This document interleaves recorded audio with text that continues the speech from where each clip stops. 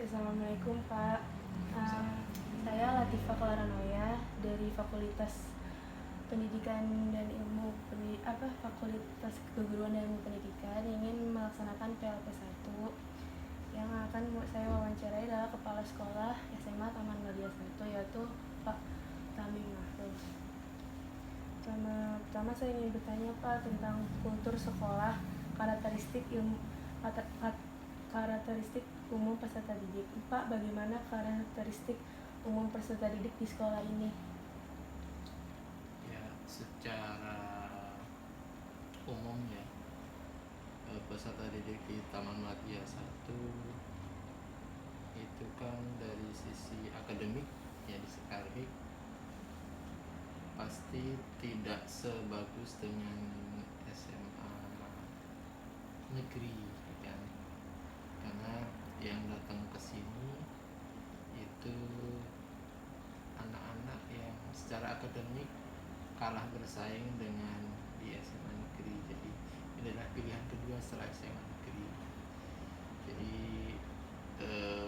barangkali untuk matematika secara umum ya, dalam tanda kutip biasa-biasa saja gitu, seperti itu ya, dalam tanda kutip biasa saja. Tapi secara non akademiknya, karakter, kemudian yang lainnya itu unggul lah, seperti itu. Oke Pak, ke pertanyaan selanjutnya, untuk jumlah keseluruhan siswa dari kelas 10 sampai kelas 12 ada berapa? Sekarang 579 siswa. Untuk kelas 10, rata-rata umur yang masuk sekolah ini berapa Pak? Kelas 10 16 ya. Iya, 16 tahun ya. Banyak yang muda-muda sekarang karena kemarin pakai umur. Ya, pakai umur itu, jadi yang nggak di negeri di sini. Kesininya makin, terus prestasi juga makin bagus kayak di sini. Untuk ruang kelas di sekolah ini ada berapa kelas? Ada 15 kelas. Masuk dan pulang sekolah di sini pukul berapa dan sampai pukul berapa? Masuknya mulai belajar 6.30. Tapi sebelumnya ada kegiatan tadarusan dulu kalau normal ya, kerjaan normal ya. Kemudian bel pulang itu jam 3 sore 15.00.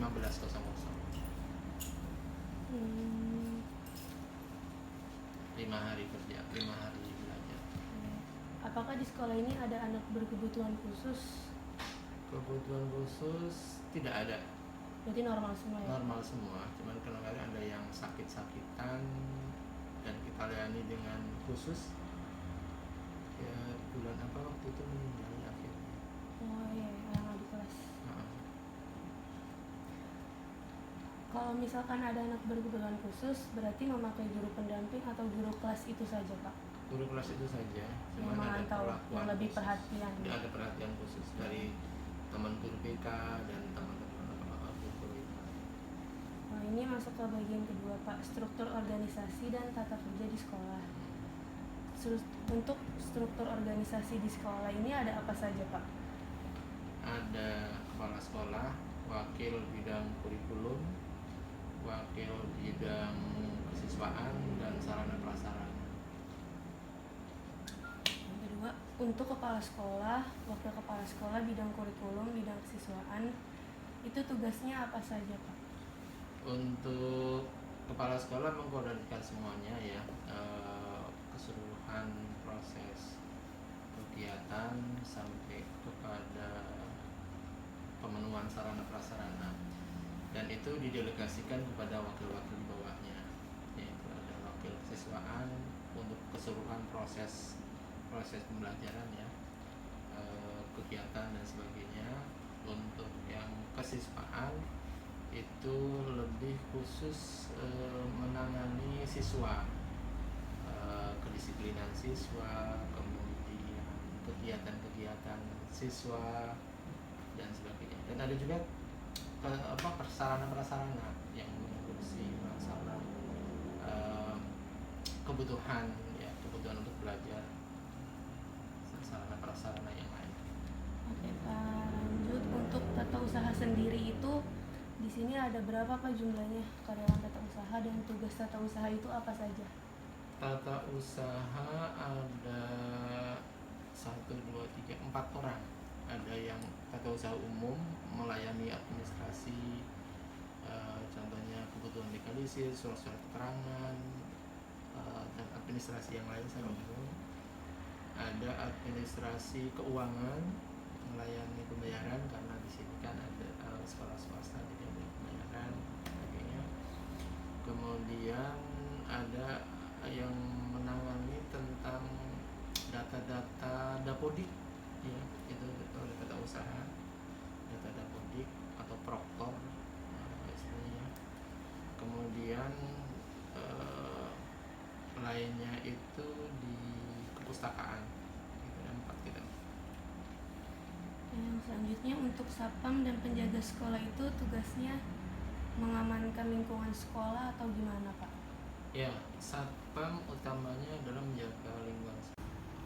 Assalamualaikum warahmatullahi wabarakatuh. Waalaikumsalam warahmatullahi wabarakatuh. Saya Latifah Claranoya dari Prodi Pendidikan Matematika FKIP Uhamka ingin mewawancarai Bu Nova sebagai selaku guru ahli pertama bidang studi matematika di Sekolah SMA Taman Madya 1. Baik Bu, langsung ke pertanyaan, bagaimana pandangan Ibu tentang pendidikan?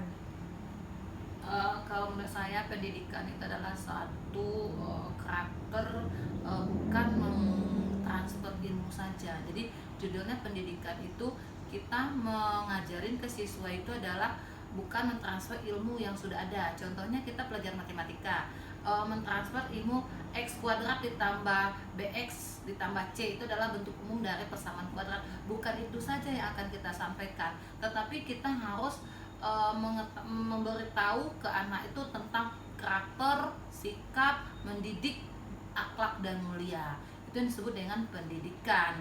Jadi kalau secara garis besar, pendidikan itu bukan hanya mentransfer ilmu saja, tetapi adalah mengarahkan siswa itu ke hal yang negatif menjadi ke hal yang positif, merubah akhlak siswa itu dari yang kurang menjadi lebih sempurna. Kenapa? Karena siswa itu nanti kalau dia tamat di sekolah, dia akan terjun ke lingkungan masyarakat.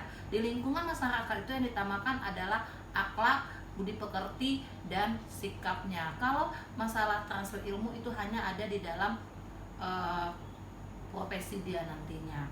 Dan soalnya kalau kita lihat kenapa kalau transfer ilmu itu kita melihat hanya kemampuan siswa itu, tapi kalau ke karakter perbedaan siswa itu banyak. Misalnya kamu punya karakter A, punya karakter B, punya karakter C. Jadi kamu tukang bohong, dia suka bolos, dia suka nggak disikap yang lain. Nah itu kita harus membina seperti itu ya, kalau menurut saya. Soalnya generasi muda itu harus diarahkan ke hal-hal yang seperti itu.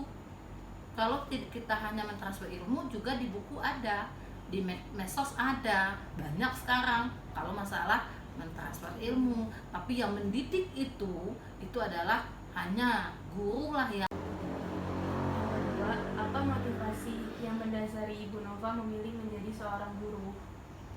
Motivasi ibu menjadi seorang guru dulu pertama adalah untuk meningkatkan kualitas generasi penerus berikutnya.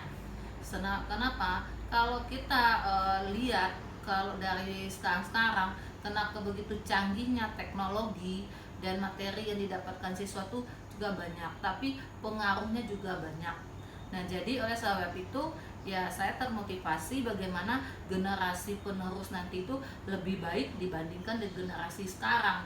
Jadi semakin bertambahnya teknologi, semakin meningkatnya teknologi, dan semakin meningkat pula generasi penerus itu mempunyai wawasan, mempunyai pendidikan yang lebih luas lagi.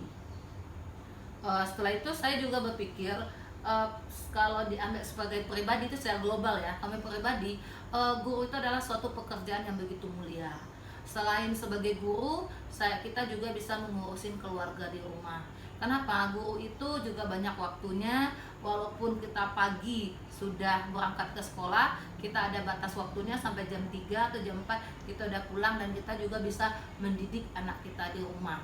Dan guru itu, mohon maaf ya, juga ada liburnya juga. Siswa libur, guru bisa libur. Nah, di situ bisa pendekatan dengan keluarga atau anak kandung kita di rumah. Itulah salah satu saya memilih motivasi menjadi guru, bisa menjalankan tugas mendidik generasi penerusnya, juga bisa menjalankan tugas sebagai orang tua dan istri di rumah. Itu aja motivasi saya, kenapa saya memilih guru.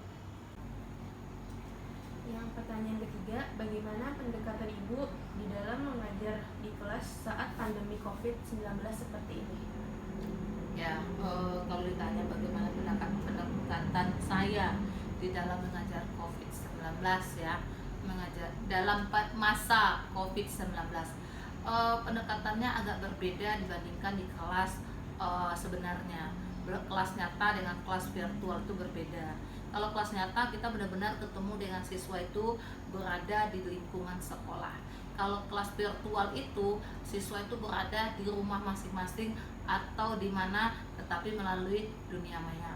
Tetapi saya selalu melakukan pendekatan hampir sama, yaitu selalu menyapa siswa pagi-pagi, apa kabarnya, bagaimana kondisinya, dan menyampaikan apakah udah sarapan, apakah udah melakukan kegiatan pagi. Karena pelajaran matematika ini adalah pelajarannya dianggap agak serem gitu ya. Tapi sebenarnya kalau kita menjalani nggak apa-apa, fine-fine aja. Dan intinya matematika itu tidak banyak hafalan, banyaknya langsung ada soal dipraktekin. Nah, kalau pendekatan yang saya lakukan seperti sekarang terhadap PJJ ini, saya berdasarkan kepada metode-metode yang saya ajarin, metode-metode yang saya gunakan. Maksudnya ya, mungkin pagi saya melakukan penyapaan kepada siswa. Setelah saya lakukan penyapaan kepada siswa, adanya mengasih materi, bisa saya melakukan video sendiri, bisa melalui Vicon, bisa melalui PTT, dan ada di Classroom. Setelah ada seperti itu, nanti saya mengadakan sesi tanya jawab. Jadi siswa itu boleh japri saya atau chat saya di Classroom. Nah, tapi kebanyakan pemain japri saya dan saya telepon. Jadi saya melakukan pendekatannya melalui Vicon, mengajarkan siswa, tetapi tidak terlalu formal ya istilahnya. Jadi ada kedekatan antara kepribadian sama siswa itu sambil mengerjakan tugas pelajaran tadi. Contohnya sekarang semester ini kelas 10 itu adalah persamaan nilai mutlak. Nah, saya mengajarkan ke siswa itu di telepon melalui Vicon, sambil menjelaskan tentang persamaan nilai mutlak itu. Tetapi siswa juga ada yang curhat, ya kita menampung. Itulah pendekatan yang selama ini saya lakukan. Jadi pendekatan itu bukan berada di dalam lingkungan kelas saja. Pertanyaan selanjutnya, bagaimana minat dan respon siswa terhadap pembelajaran matematika? Minat dan respon siswa tentang pelajaran matematika itu jarang disukai, karena dia mempunyai image dari awal itu matematika itu sulit, susah. Kenapa? Karena fondasinya tuh dari awal nggak ada. Jadi kalau ditanya pun ke siswa suka enggak, emang matematika itu tidak disukai istilahnya. Jadi minatnya kurang. Ya, kurang. Padahal kalau kita bicara apa sih yang disebut dengan matematika? Matematika itu adalah merupakan rumpun semua ilmu. Rumpun semua ilmu. Kenapa? Belajar fisika menggunakan matematika, belajar kimia menggunakan matematika, belajar ekonomi ada matematikanya. Nah, belajar geografi ada matematikanya. Jadi banyak matematika itu, semua ilmu akan mencakup ke dalam matematika. Oh, di perkuliahan saya nggak mau ngambil jurusan matematika, ya nggak apa-apa. Tetapi kamu mau ngambil jurusan bahasa pun ketemu dengan matematika, minimal yaitu statistik. Kenapa statistik digunakan? Karena untuk pengolahan data setelah tugas akhir nanti skripsinya.